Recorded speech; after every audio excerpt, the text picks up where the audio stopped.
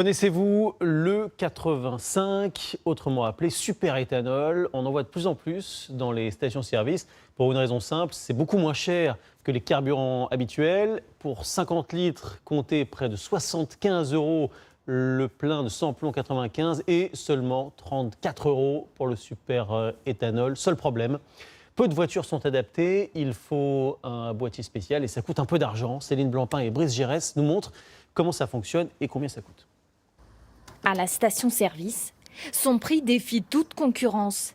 59 centimes le litre contre 1,41 € le samplon 95. Patricia a converti sa voiture au super-éthanol il y a un an. Elle ne regrette pas. Vous voyez, là, j'ai fait mon plein, 22,63 €.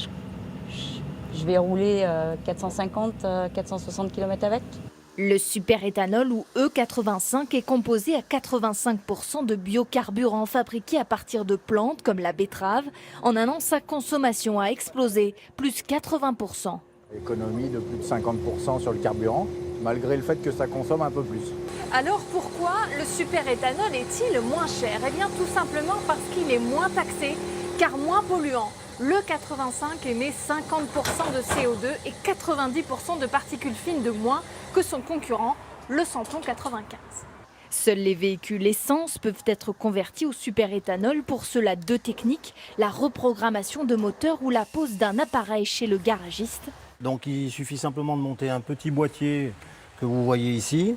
Comptez entre 500 et 1500 € en fonction des modèles de voitures. Cette année, par rapport à la demande, on a doublé la vente des boîtiers et des montages. Depuis la crise des Gilets jaunes, certaines communes proposent même des aides financières à la conversion, comme ici à Mornan. Infirmière, cette habitante a bénéficié d'une aide de 150 €.